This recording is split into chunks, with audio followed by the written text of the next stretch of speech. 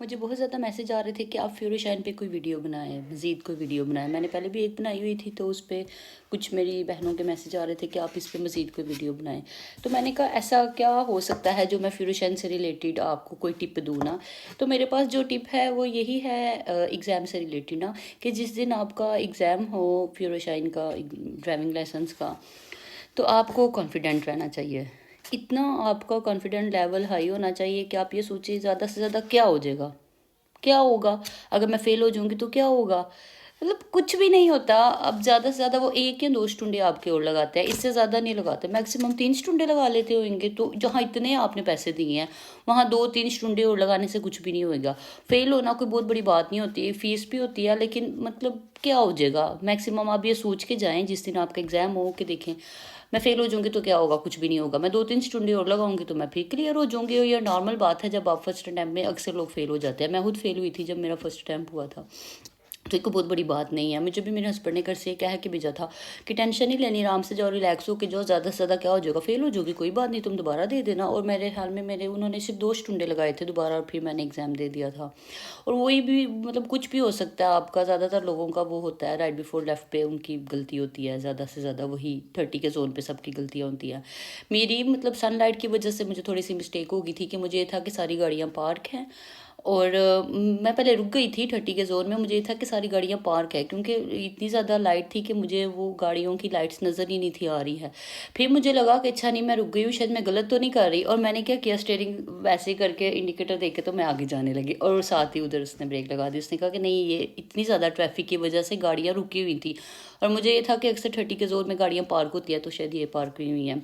तो ये मेरी गलती हुई थी जिसकी वजह से मैं फेल हो गई थी। कि मुझे उस वक्त, मैं इस सिटी में ट्रियर में रहती हूँ, मैं उस वक्त नहीं आई थी और मुझे रास्तों का भी नहीं पता था। और उस वक्त मुझे कोई बेआइंस पेरा नहीं था हुआ मुझे कोई जर्मन लैंग्वेज नहीं थी आती है, लेकिन मुझे इतनी ज़्यादा मोटिवेशन थी लाइसेंस करने की, तो मैंने कहा था कि मैंने ये करना ही करना, बाकी सारे काम बाद में। इवन मैंने बेआइंस भी नहीं किया हुआ था। तो ऐसी कोई बात नहीं कि आपको बेआइन फिरोशाइन के लिए आपको लाजमी लैंग्वेज आनी चाहिए, बेआइंस लेवल होना चाहिए, लेकिन थोड़ा बहुत तो आपको समझ आ ही जाती है ना। मैंने थ्योरी इंग्लिश में की थी और टेस्ट सबका ही वो जर्मन में ही होता है ना। और इतना ज़्यादा टेस्ट में आपको ज़रूरत भी नहीं होती है।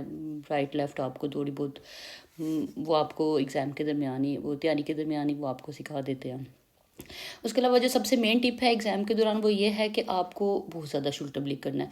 इतना शुल्टर ब्लिक करना है, इतना शुल्टर ब्लिक करना है, इतना शुल्टर ब्लिक करना है कि पता चले कि आपको वाकई में गाड़ी आप सही चला रहे हैं। और ऐसे बिल्कुल आपने शुल्टर ब्लिक मोस्टली लोगों को पता ही होगा ना, कि इस तरह ये नहीं कि बस आपने यूँ टर्न कर लेना, इतना अपने आप को लेफ्ट टर्न करना है कि आपकी आइज़ वाकई में पीछे से देख रही हो।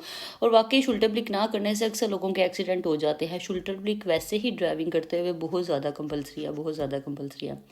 तो शुल्टर ब्लिक आपने बहुत ज़्यादा करना है, और मिरर्स की तरफ देखना है, आपने ऊपर देखना है, मतलब इधर उधर बिल्कुल एक्टिव होकर बैठना है। इतना डर के नहीं बैठना कि ऐसे ऐसे आप कांप रहे हों। तो ये भी अच्छी बात नहीं है। कॉन्फिडेंट लेवल आपका अच्छा होना चाहिए। और आपका वो एग्ज़ाम ही तब देते हैं जब आपको उनको लगता है कि जब आप क्लियर कर लेंगे। इससे पहले कि वो आपको एग्ज़ाम की डेट देते ही नहीं है ना। ये एक ज़रूरी टिप है। और शुल्टर ब्लिक ज़रूरी टिप है। उसके अलावा कॉन्फिडेंट हो के आप जाए। और ये नॉर्मल बात है अगर कोई फेल हो जाता है। यहाँ पे मैंने तो 2-2 3-3 4-4 भी लड़कों को स्पेशली फेल होते हुए देखा है। तो लेकिन कोई बहुत बड़ी बात नहीं है। मतलब ये नॉर्मल है ना, आपको 1-2 स्टूडेंट ज़्यादा लगाते हैं और वो फिर हो जाता है। मतलब बहुत बड़ी बात नहीं है कि आप ये फिर शायद ना कर सकें। सो इनफा उसके अलावा मेरे पास तो यही टिप है। लेकिन आपको मैं ये कहती हूँ कि यहाँ पे जर्मनी में रहते हुए, इवन बाहर के मुल्क में रहते हुए, यूरोप कनाडा अमेरिका, हर लड़की को यहाँ पे फ्यूरोशन करना चाहिए, करना चाहिए, करना चाहिए। ये बहुत ज़रूरी है, ये बहुत ज़रूरी है। मेरे लिए इतना ज़रूरी था फ्यूरोशन, क्योंकि मैं किसी बड़ी सिटी में नहीं रहती है। और वैसे भी लोग जो फैमिली वाले होते हैं ना, वो बड़ी सिटी में रहते ही नहीं हैं। जो इवन फ्रैंकफर्ट में रहते हैं, बर्लिन में रहते हैं, हामबुर्ग में रहते हैं, म्यूनिक में रहते हैं, जितने भी फैमिली वाले लोग होते हैं ना, वो मेन सिटी से हट के थोड़ा दूर रहते हैं। 30 मिनट्स 40 मिनट्स की ड्राइव में ही ज़्यादा बड़े बड़े घर होते हैं।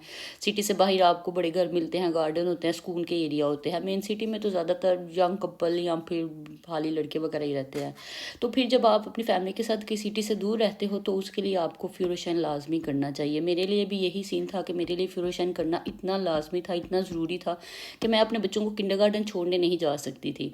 क्योंकि मेरा भी घर थोड़ी हाइट में है और किंडरगार्टन उससे भी ज़्यादा हाइट में था। तो मेरे लिए बहुत मुश्किल था। मैंने 2 दिन जाकर देखा था अपने बेटे को किंडरगार्टन छोड़ने जाती थी, लेकिन वो इतना मुश्किल था, इतना इतना मुश्किल था मेरे लिए कि मैंने कहा था कि नहीं, मैं अपना टाइम ज़ाया करूँगी। मैं 6 महीने में 8 9 10 महीने लग जाते हैं अराउंड, अब तकरीबन 1 साल लग जाता है आपको फिरोशाइन करते हुए। तो मैंने अपने बेटे का किंडरगार्टन का 1 साल स्किप किया था, 3 साल का था उस वक्त। तो फिर मेरा बेटा 4 साल का होकर किंडरगार्टन गया था कि मुझे पता था कि मुझे ये लाजमी करना ही करना है। तो आप भी मोटिवेट होकर फिरोशाइन करें, ये बहुत ज़रूरी है। और स्पेशली जिनके बच्चे नहीं हैं उनको तो लाजमी करना चाहिए। सॉरी वीडियो बहुत ज़्यादा लंबी हो गई है, नेक्स्ट वीडियो में मैं आपको थोड़ी बहुत और भी टिप देनी होगी तो मैं, अगर मेरे माइंड में कोई आई तो मैं आपको बता दूँगी। बाय।